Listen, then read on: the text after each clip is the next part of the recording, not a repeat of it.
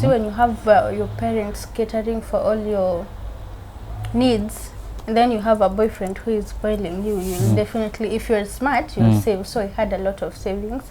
So here I am with a kid. I'm a 4th year. I need to be in school. So now I have the baby. I'm in 4.1. I'm supposed to go to school. I'm supposed to study. There's a baby here. I don't even know who I leave this baby with. I can't leave the baby at home. So in between, there was no even time to revise. There wasn't time for anything. Kama sikuwa nimesoma. I did 7 plus 7. 14. Yeah, I did now 14 exams. Yeah. Wow. I did 14. Now, your boyfriend, ujaongelelea sijui umeona hepa your story. Was he supportive hii period yenye umeanza kuwa na mtoi? So unajua so far tumeingia mtoi about 8 months. Yeah, no, the kid is 8 months. Mwanamume alikuwa vipi?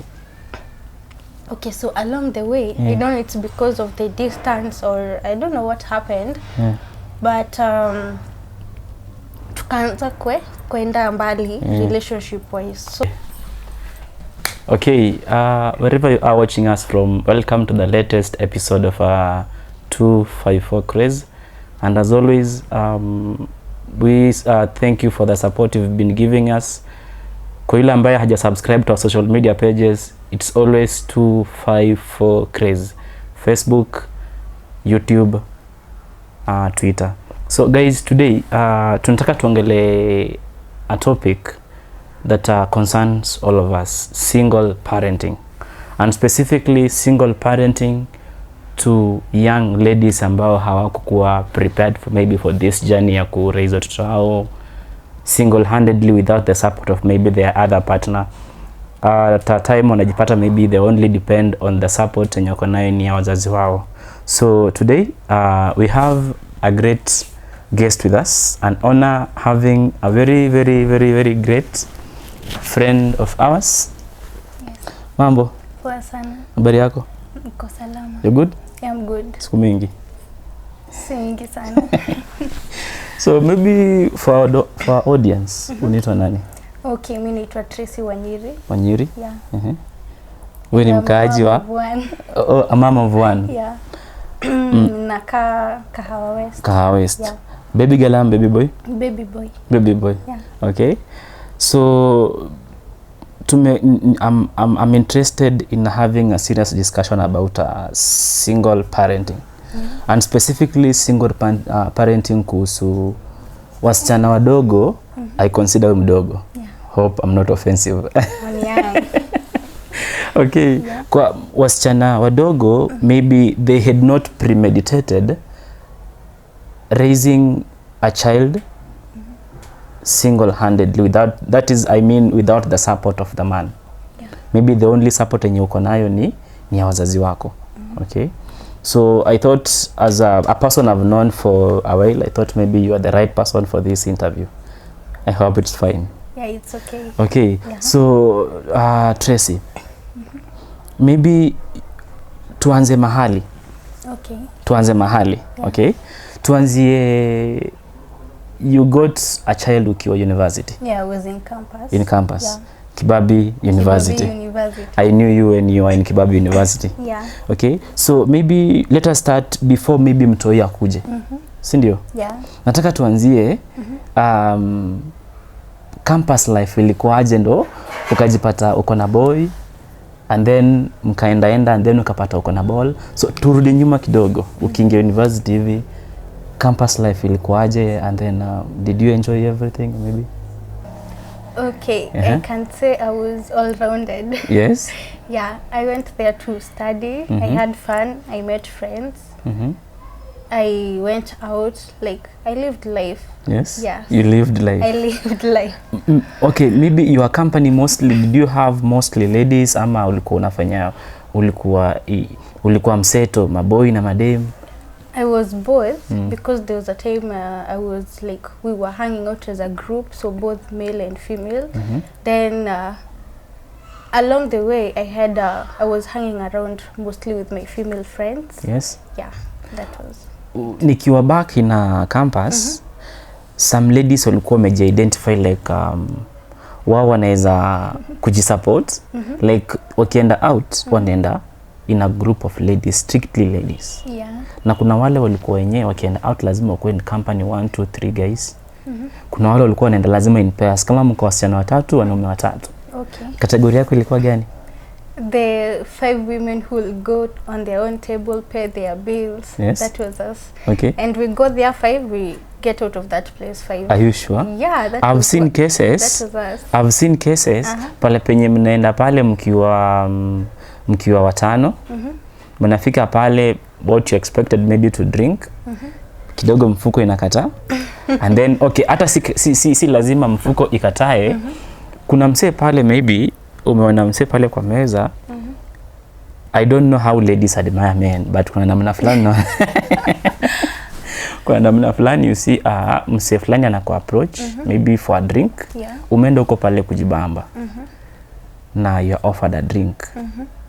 Na uwezi ikata. And then you end up mmoja wenu anaishia na ule msee na wengine wanarudi. Did that affect you in campus? Okay, what I loved about our girl group was that we used to take care of each other. Okay. And we wouldn't let another person go with one of us. Because, you know, insecurity and all, like campus right now, it's not like how it used to be in the 90s or before us. Right now, it's a bit dangerous and scary, especially for a woman. So we used to take care of each other, make sure we go back home, get a cab, or Nduthi, you know, Western. Watu Nduthi. Tulikuwa na msee wa pikipiki, hi, come get us, like that. Okay. Yeah, so we go back home together. Okay. Hakuna kuacha mwingine. From first year to fourth year, did you party across the 4 years ama ulipati kidogo and then baada ya mtoto amekuja ukacha story nyingine? No, actually, not even before the kid came. Ilifika mahali like it wasn't something so exciting anymore. Like you're used to, so you prefer staying at home with your girls, maybe a girls' night in, watching movies, kupiga moshene kidogo, maybe reading a novel, or maybe at your boyfriend's place or something. Okay. Yes. I think that's great. So you said you went to you were in for partying for a while. Ikafika mahali like mkamachua up mkaona hii ni mkashana nayo. Ilifanyika mkiwa hadi ya gani, ya 1 ya 2 peke yake ama? Okay, I can't say we were party girls. We used to go out, not all the time, because sometimes maybe we will go during the day for swimming and all, but probably second year. Second year. First year, second year. Okay. Yeah. Sawa. So from second year mkaanza ku reduce going out for parties, some mka to indoors. Yeah, some other things got exciting, like hiking, going to Kakamega to see I don't know what. So the crying stone. Exactly. Exactly. Okay. Yeah. We get now how you ended up having a kid, okay? Before maybe campus ulikuwa na boyfriend mmoja. Tuseme tu kweli. Okay, when I got to campus, yes, nilikuwa na resolution moja. I am not dating the first year. So, okay, I had my first situationship. Situationship? Yeah. It was not a relationship? No, I can't even explain how that was. It was complicated, anyway, yes. Yeah. So, after some time, I met a guy. And we started being friends, then we started dating. And I can say that throughout my campus life, I dated one guy. One guy? Yeah, that guy. You must be a good girl. Yes, I'm all about loyalty. Loyalty. Okay. Yeah. So, you had this guy ukiwa now second year, first year? Let's say first year, end of first year. End of first year. Yeah. Okay. I'm assuming now that umesema ulikuwa umeamua uwezi date first year mwenzako, maybe you got somebody mwenye alikuwa maybe from second year kuendelea juu. Yeah. Okay. Yes. And mkawa fiti. Yeah. You became an item. We became an item. Girls. Yeah, girls. Mlikuwa mna stay pamoja ama kila mtu alikuwa na stay kwake? Okay, first in the beginning everyone was I was in the hostels. Then my boyfriend was staying in hostels outside the institution. Yes. Okay. Yeah. But ikafika mahali ukaona hondo imekuwa sawa ukamfuata huko. It you know, it starts with you go on a Tuesday, then unakaa hadi Thursday you go back to your hotel. So zingine your clothes are lost there, so unaona like you know, unaenda huko, it becomes a week, a month, and ni hivyo. Yeah. So now tell us, mtoi, did you premeditate? Is it something yenye mlikuwa mmefikiri labda it's time maybe we have a kid, ama ilikuja tu? In campus, I don't think anyone would plan for a kid in campus.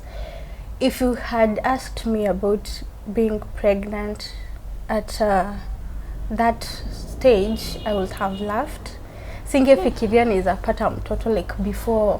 You know, I had those goals and dreams. I wanted a vision like graduate, get to this beautiful job, you know, live my life, you know, like, yes. An independent lady? Independent lady. Yes. So, unfortunately, that didn't happen.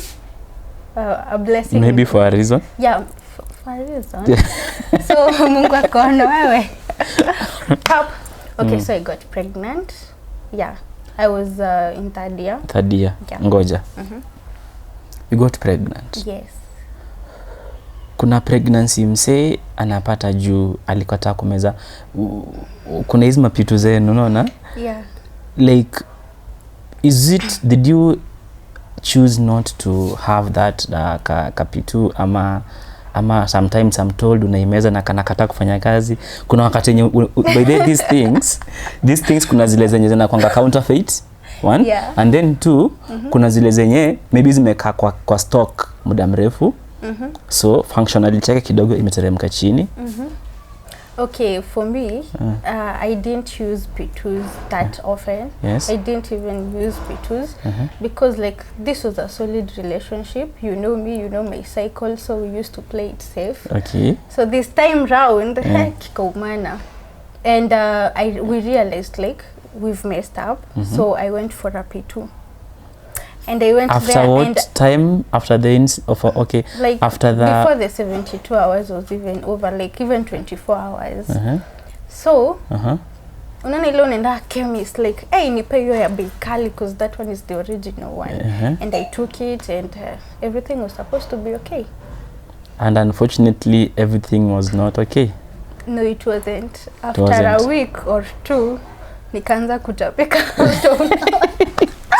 Kumbe kalingia ndani. Kakasama ndani. Yeah. Okay. Yeah. Maybe to divert kidogo. You've mentioned something in labda it's important to discuss shortly. Kuna university mostly. Yeah. Most ladies take P2 as a contraceptive. Yeah. Okay. Very dangerous. Shuleni mlikuaje? What was the maybe out of your friends when you ulikuwa now close? Frequency ya watu kumeza hizo vitu zilikuwaje? Okay, you know, they are friends and people you know. So for my friends, we used to take care of each other. We were very careful about these things. And most of us were dating serious people, you know. Okay. So I have these other friends, some like people you know and they're also your friends. Kuna watu walikuwa na take P2s like weekly, others daily. And you know, it's not even okay, it's not okay. That's supposed to be an emergency thing. Yes. You're supposed to maybe take once a year. So like people misuse these things. And I think inafika mahali nakata kufanya kazi. I don't know, like it's not right. But later jokizo ya kuimeza, later it becomes an issue mostly kama unataka kuwa pregnant. Yeah, it becomes. That's why maybe some of the reasons recently kumekuwa na cases mingi za miscarriage. Yeah. Because hiyo umbi ya dem imezoea kufikia stage fulani, yani the pregnancy kama inafaa qualify kwa past muda fulani. Yeah, you know these pills, they alter the hormones. And for a woman, everything is hormones. From the moods, from everything, their monthly periods, everything is about the hormones.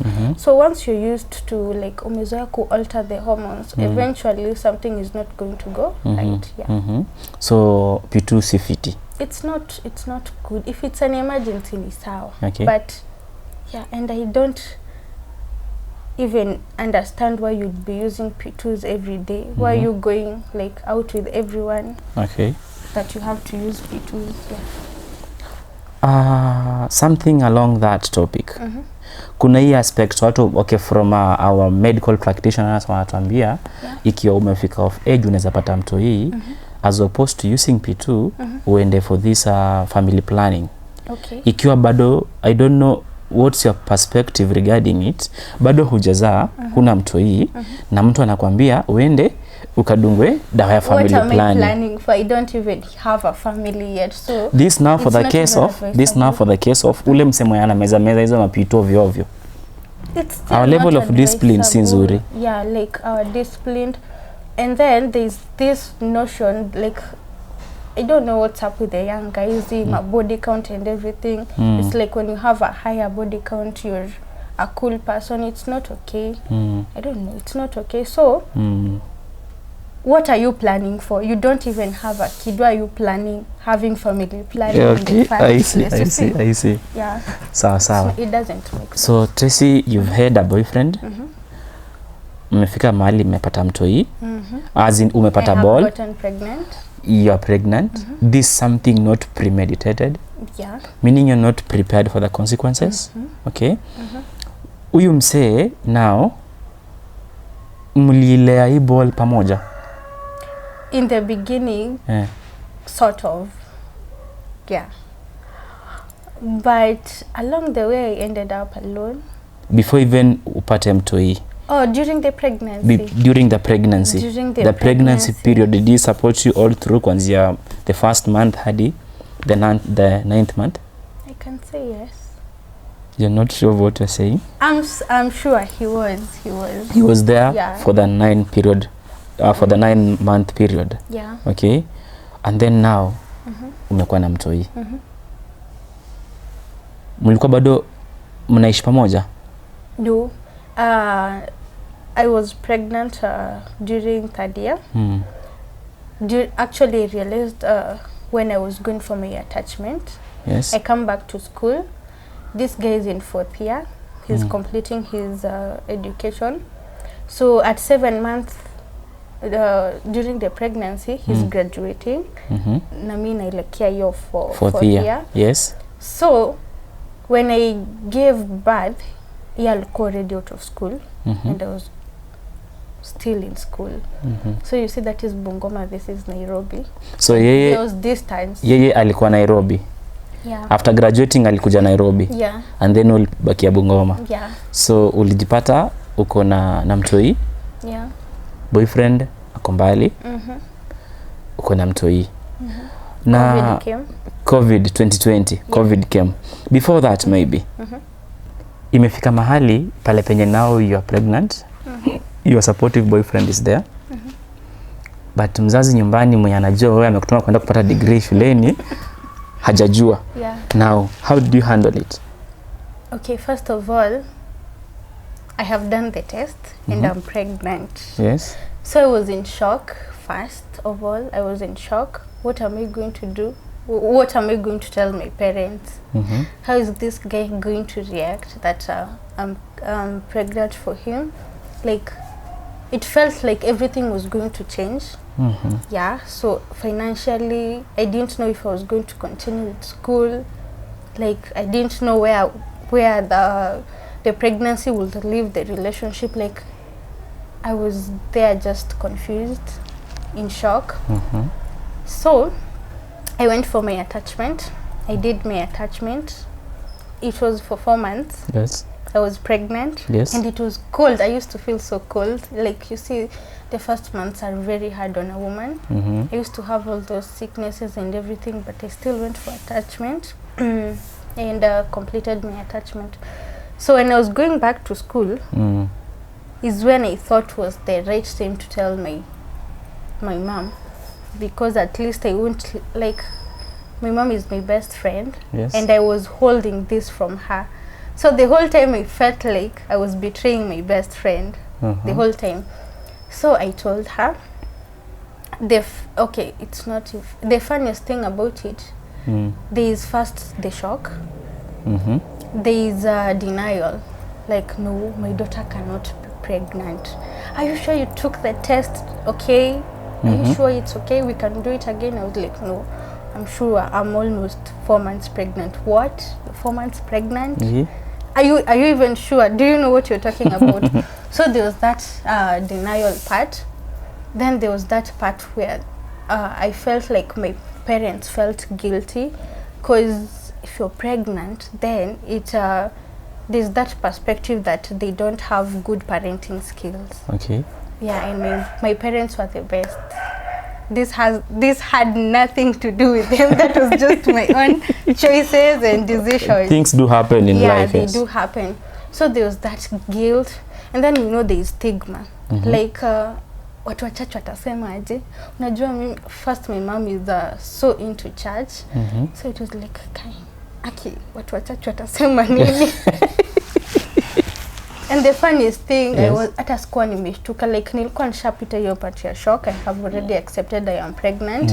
I have bought clothes, almost a full suitcase for the kid, and my mom didn't know. Yes. So yeah, my parents were in that part. So they get shocked. There's denial. They felt guilty, like maybe there's something they didn't do. They felt the social stigma would affect them. And then there's anger. So sometimes you might find like the anger is against you, or maybe both of them, like they're angry at each other. Ni mtoto wako, like these things happen. So when a child goes astray, ni mtoto wa mama. Ni mtoto wa mama. Akiwa straight. That is why I went to my mom. Okay. So like, but thank God there was acceptance. Like, okay, you're pregnant. But there was this part where like you cannot go to school while you're heavy. 4 months, how are you going to study? How are you going to go to classes? Like, people will look at you with a pregnancy. I was like, no, I'm not going to let this pregnancy pull me back, because I stay home, wait for the pregnancy to get too mature, then I give birth, nile mtoto, nitairudi shuleni, nikirudi it's 3 years past. So I didn't want that. And because I took this positively, I just went to school. Nilislay tu na hiyo boli yangu. I went to all the classes. How did you manage it? Because dem akiwa bola, and mostly the first pregnancy, inakuwaga tatizo kidogo. How do you manage to balance between now ile enye ufeel kwenda class, but again you have to go because kuna mitihani zinakuja? I have to say I had supportive classmates. My friends, my best friends were there. Oh my God, I thank God for them. They really supported me. And then I had this strength, like I don't know. So I went for those classes. There's a fatigue. Sometimes when I feel like it's so hot, you can't stay. So sometimes I used to walk out of the class, but I'll follow up with the notes and everything. Then it's very expensive. The cravings, man, expensive. And kuna wale watu watakuwa like, they're talking, how did she get pregnant? Like, there's always that. But thank God I went sasa through all that. wale maboy wenye ulikuwa unawakata. Yeah, and then there's that notion that when you get pregnant, you're supposed to hide your pregnancy. You're not supposed to go to class. I don't know. So I went to class. Luckily, pregnancy yangu ikukuwa kubwa. But I wasn't even trying to hide it. I didn't even try, because I really like nilikuwa nishaji accept that is the situation. So what do I do? Like, I told myself, this is just like any other challenge. Yes. So you have this challenge. What are you going to do about it so that you can overcome everything? Okay. So I went to classes. I did my exams.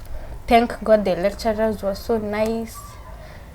We used to do presentation. I remember there's a time a lecturer stood out for me. He was like, why are you letting her like do the whole presentation alone? Like, you guys, be gentlemen.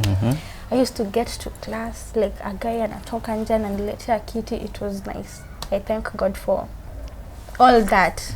Like, I felt like I was in a very accommodative environment, and people were trying to support me in as much as whatever had happened. Okay. Yeah. So, look at Kata. Okay, so umepata mtoi. Now I'm interested now in understanding now the parenting aspect ya mtoto mdogo. Remember you told me that you earlier said that ulipata mtoi ukiwa sasa 4th year. Right? Ukiwa 4th year. So unajua sasa kuna kwenda class hata sahiri ile time ya ball. Because now this time there's a physical person you have to take care of. You can't go with that person to class. Meaning labda unafaa ku bring in another person wa kushughulikia mtoi ukiwa away. Okay? And secondly now kuna aspect ya finances. Where were the sources of the finances? Wazazi, was the boyfriend supportive? Okay. Okay. When it comes to finances, let's go back when I was pregnant. I had savings. See, when you have your parents catering for all your needs, and then you have a boyfriend who is spoiling you, you'll definitely, if you're smart, you'll save. So I had a lot of savings. So I used that saving to buy my kids essentials, clothes and everything. Then I went for my NHIF. I got a Linda Mama cover. So I was so sure I wouldn't have expenses for the maternity. Yeah. So here I am with the kid. I'm a 4th year. I need to be in school. So when he delivered, that semester, I didn't go to school the first semester. So 4.1. Yeah, 4.1, I didn't go to school. Yeah, so I knew that my maternity was covered. So now I have the baby. In 4.1, I'm supposed to go to school. I'm supposed to study. There's a baby here. I don't even know who I leave this baby with. I can't leave the baby at home. So there was a challenge. So I didn't go to school. So mostly I relied on my classmates and friends to send me notes. Were you in campus or you at home? I was at home here in Nairobi. Yes. Yeah. So I used to get those notes, read them. If they are cuts, I do the cuts. Online? Yeah. Send them to a friend. They type. They print. Then they take them to the lecturers.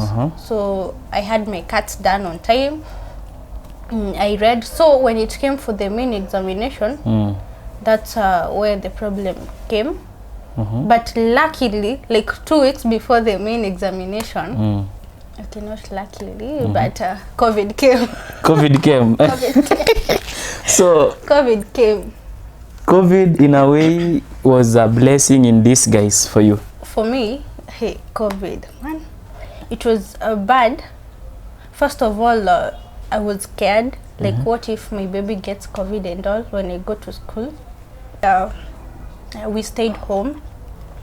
We were scared there was going to be a lockdown. Yes. Yeah. So for 6 months we stay home. My kid is growing. You are fortunate. My kid is growing. We're growing. We're growing fat and all. But I thank God because I was able to nurture my kid. I couldn't go with him weeks old to school. Traveling to Bungoma is so far. Then the issue would have been who's going to take care of this kid when I go to class. Yes. When I do my examinations and all. So yeah. At 7 months we went back to school. Because there was still COVID, I went back with my sister. They had not opened schools.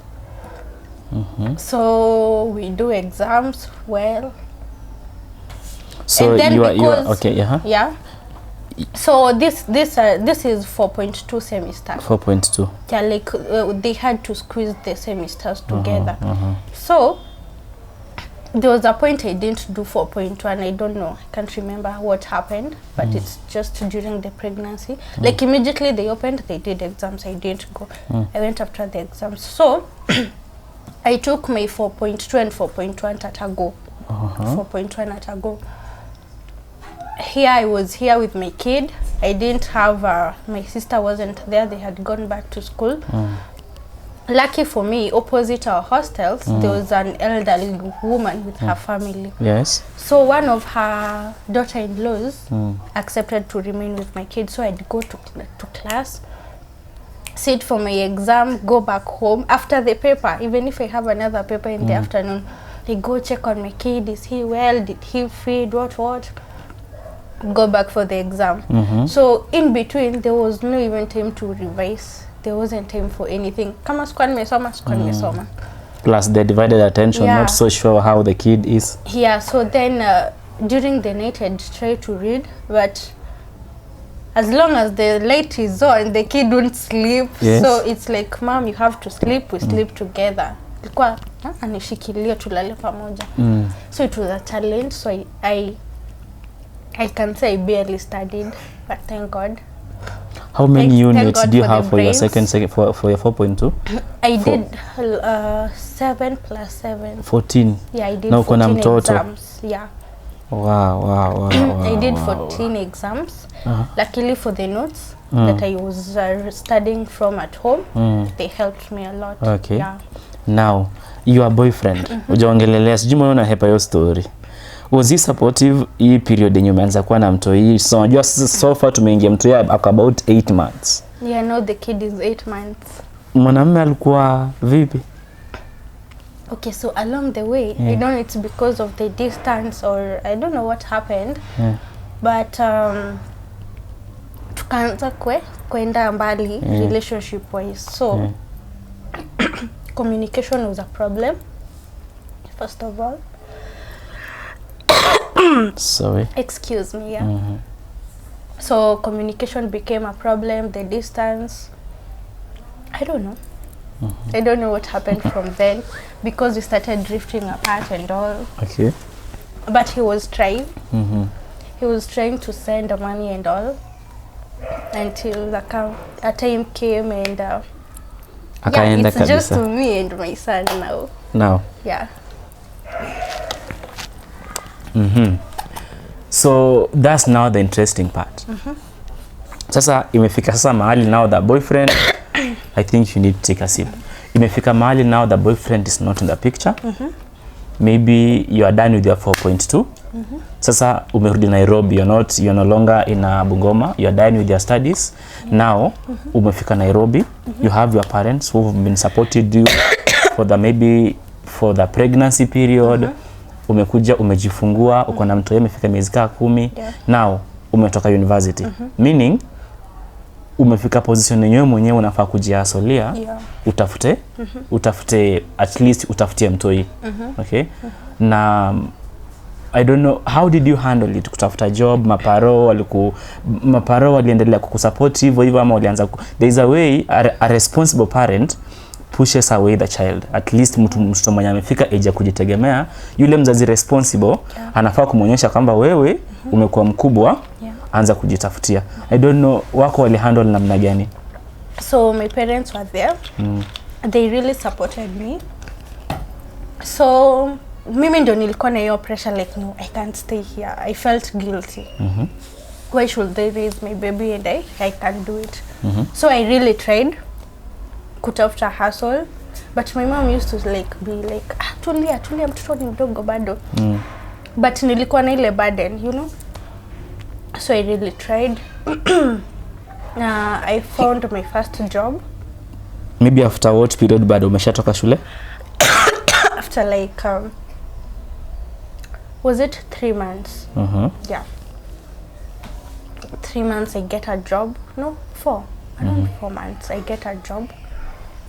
It wasn't a lucrative job. Where I used to get exhausted, like nachoka kabisa, unatembea. So like sijui marketing what. Umechoka, you have to go back home, but my mom was there for me the whole time. Alini support, nilikuwa napata mtoto nako well fed. The baby is bathed and everything. So my first job was strenuous. It was a bit strenuous.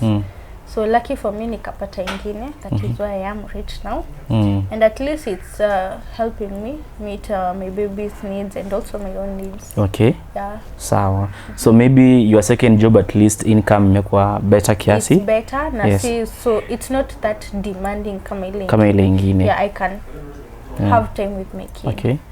Na mtoi anashughulikiwa vizuri. Yeah. So you're open for a better job? Yes. Okay, thank you. Yeah. So now, nataka now we see maybe a straight question. Assuming mtoto hangekuwa in perspective, ungemaliza shule venye ulikuwa umepanga umalize shule bila mtoto, ingekuwa, would you be still be that hard working kama hauna mtoi? Okay, I would say I'm a driven person and I had my dreams, but honestly, singekuwa that like so hardworking, and I wouldn't be having this zeal that I have right now, because you know when you're alone sometimes you relax and ni wewe tu ni tumbo yako, but now I know there's someone who depends on me. Okay. Like the whole being, the whole life that person has, it's me. Feeding, clothing, everything is about me. So like I've had to be yeah. So you are lucky that maybe umeweza kuwa na mtoi na Mungu, within a short time God has helped you. You are able, you're in position financial to support the child and maybe by extension the family, baba na mama na watoto wengine. But maybe you've interacted before with young girls wale wenye umepata were in the same situation with you, but only that they were unlucky, hawana uwezo wa kusupport watoi. Yes. Maybe if you can share, maybe labda have you ever come across mtu mwenye ako na best yako yote yule mwenye ako na mtoi lakini hana supportive baby daddy, hana job? Yes, there are a lot of them, because first of all, you see, having a kid, a small kid, limit kwa opportunities, because sometimes you want something that is flexible so that you can be able to take care of your kid and do that, and that is not available anywhere in Kenya. Yes. You see? So that's one thing. Then ile part ya shock, you're pregnant, most people, the boyfriends like disappear. They disappear. So you're left alone. Kuna ile part ya anger, your parents are angry. Kuna wenye they don't progress to acceptance, so they remain angry at you. Napata someone is being treated very badly at home. Like it's an abusive place, it's changed, everything changed, they don't support you, they talk very badly because now you're pregnant, you're like an insult to them, you're a burden to them. Yes. Apparently from the way you've really explored these topics, it appears to me single parenting has really transformed you, has changed your perspective of what life is. Yes. Imekufanya umekuwa na bidii sana in terms of now hustling, at least saizi you are in a better position financially to take care of your child, na pia by extension familia kubwa. Okay.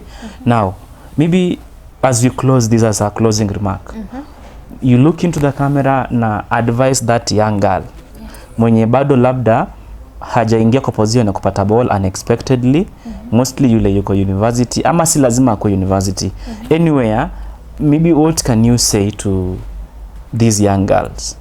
Okay, so first of all, pregnancy is not an easy thing. Having a kid is not an easy thing. I know on social media so many single moms are trying to show how okay it is. Okay, you can make it, but not everyone makes it. Like it's very strenuous to you, to your parents, to everyone.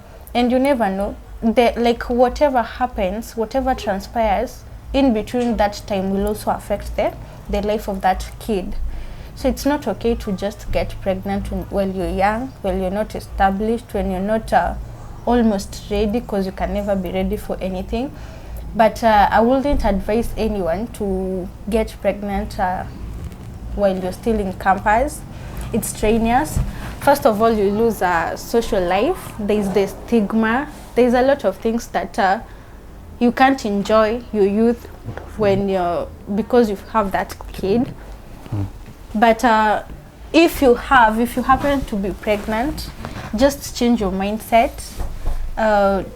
Just take everything positively. Make sure like feed yourself and surround yourself with positive people, so that you'll be able to maneuver through the situation accordingly and well for yourself and for everyone. Okay. Yeah. I think Tracy, it's been really good having you around. Yes. You've been educative, mostly to the young girls. Thank you for having me. Thank you so much for giving us your time, and would love to have you some other day if I would have a topic mostly ikiguzaguza watoi juu nashukuru sana.